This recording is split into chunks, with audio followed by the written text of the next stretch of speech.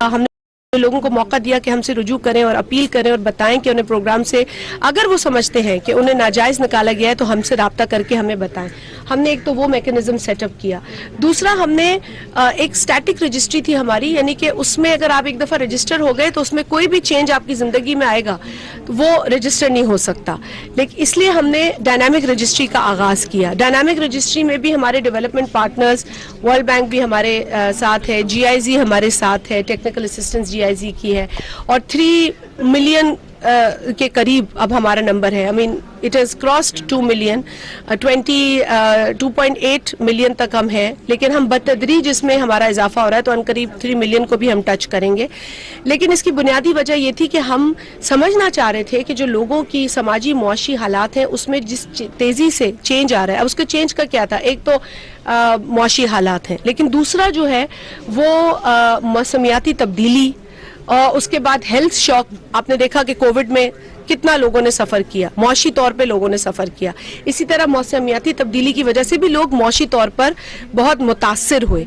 तो इसलिए बहुत ज़्यादा इजाफा जो है वो उन लोगों की तादाद में हुआ है जिनको मौशी मदद की ज़रूरत है। लिहाजा हमने इसलिए डायनामिक रजिस्ट्री का आगाज़ किया ताकि हम रियल टाइम जो चेंज है उसको रिकॉर्ड कर सकें। अब किसी के घर मिसाल लोगों के आबादी में इजाफा होता है, किसी के पहले 5 बच्चे थे, अब 6ठा बच्चा पैदा हुआ, हमें फ़ौरन पता चल जाएगा। कोई शादीशुदा नहीं था, उसकी शादी हो गई, हमें इससे पता चल जाएगा। तो ये होता रहेगा, रजिस्ट्री का अमल जारी रहेगा और चेंज रिकॉर्ड करने का अमल जारी रहेगा, और हर पीरियोडिकली हम देखते रहेंगे कौन गुर्बत की इस सर्कल में आया है, कौन इससे बाहर निकला है। तो ये चेंजेस जो है वो डायनामिक रजिस्ट्री में हमारे सामने आते हैं। पार्लियामेंट में बड़ी तेजी के साथ कानून साजी हो रही है, क्या समझ रहे हैं कि इलेक्शन पर वक्त होंगे नहीं होंगे, निगरान सेटअप पे आप लोग मुतमिन है या नहीं है? मेरी तो ख्वाहिश थी कि हम इस वक्त समाजी हवाले से या माशरती हवाले से ज़्यादा बात करें, लेकिन अगर आपने ये भी पूछ लिया तो इससे भी अवाम का ताल्लुक है इलेक्शन से, तो इलेक्शन बिल्कुल अपने टाइम पे होंगे। हमारी तो ये ख्वाहिश भी और ये कोशिश भी है। हम तो हमेशा से ये कहते हैं कि जी एक प्रोसेस है, उसको जारी व सारी रहना है, यही हमारा स्ट्रगल है, यही हमारी जिद्दोजहद है, यही हमारी कुर्बानी है।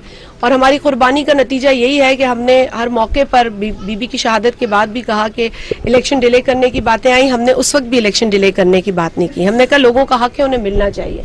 और इस इलाके में, इस ज़िले में तो हम ख़ास तौर पर जहाँ बैठे हैं, आपको पता है हमने जमहूरियत के झंडे गाड़े और हमने इसी स्ट्रगल की नतीजे में ये झंडे गाड़े कि लोगों को उनकी राय, उनकी राय के इजहार का हक मिलना चाहिए, और वो इलेक्शन से बेहतर तरीका नहीं है।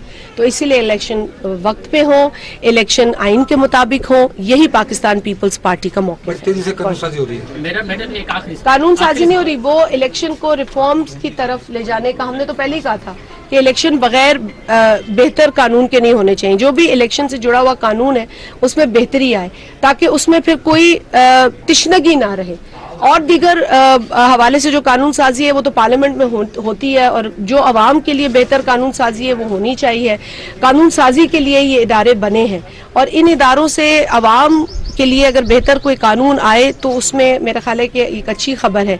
इलेक्शन का जो अभी कानून आया है उसके अंदर भी आपने देखा है कि बहुत छोटी छोटी चीज़ों से लेके बहुत बुनियादी जो चीज़ें थी, प्रोसीजरल बहुत ज़्यादा थी, इसमें बहुत इंक्लूसिव बनाया। इसमें औरतों की तो वैसे ही शमूलियत बहुत इसमें उस पर जोर था, लेकिन माइनॉरिटी कम्युनिटीज़ के ऊपर भी बात हुई है, ट्रांसजेंडर कम्युनिटी पर्सनस के ऊपर भी बात हुई है।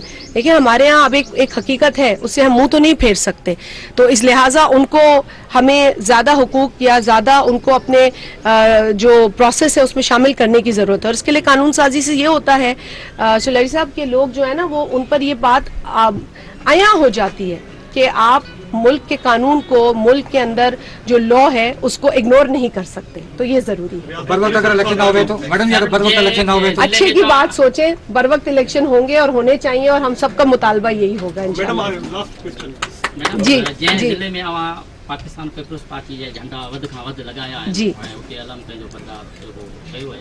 तव्हांखे इहा बि मालूमात हुअणु खपे त उन ई ज़िले जे अंदरि अञा ताईं बहालीअ वारो रिहेबिलिटेशन वारो सिस्टम बहाल न थी सघियो आहे ऐं नए शुरू थी सघियो आहे। माण्हू अञा ताईं बि खेमनि में, कैंपनि में ऐं मुख़्तलिफ़ अहिड़नि पाणीनि पसमानदा इलाइक़नि में वेठा आहिनि जिते हुननि खे हिकिड़े वेले मानी जे लाइ परेशानी आहे। भाई बिल्कुल ये बात दुरुस्त है कि फ्लड ने हमें बहुत मुतासिर किया है। पूरे पाकिस्तान में जहाँ जहाँ फ्लड आया है वहाँ हम मुतासिर हुए हैं, और ये हुकूमत 1-1.25 बरस की हुकूमत थी, लेकिन इस पर जितनी आजमाइशें अल्लाह ताला की तरफ से आई हैं उसकी मिसाल आपके सामने है। जो 2022 का फ्लड था वो पाकिस्तान की तारीख का बहुत बड़ा फ्लड था, जिसके अंदर तकरीबन 3 करोड़ 30 लाख लोग जो हैं वो डिस्प्लेस हुए हैं। सिंध और बलूचिस्तान सबसे ज़्यादा मुतासर हुआ है, साउथ पंजाब मुतासर हुआ है, खैबर पख्तूनख्वा के चंद इलाके मुतासर हुए हैं।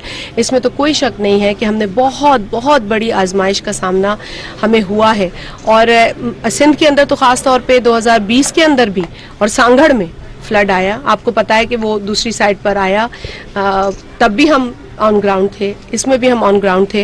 रिहैबिलिटेशन का जो प्रोसेस है उसमें भी हमारी ख़ास तवज्जो है और हम कोशिश यही करते हैं कि इसको जितना तेज़ कर सकें। आपको पता है कि रेस्क्यू का प्रोसेस था, उसमें तो मैं खुद ऑन ग्राउंड थी, हर जगह हम जाते थे, हम अपने लोगों को कभी नहीं हमने छोड़ा। हम हमेशा हम खुशी में बेशक कहीं असेंबली में बिजी हो, लेकिन जब हमें दिखता है कि यहाँ पर एक इमरजेंसी है, हमें दिखता है कि यहाँ पर लोग परेशान हैं, तो हम हर काम छोड़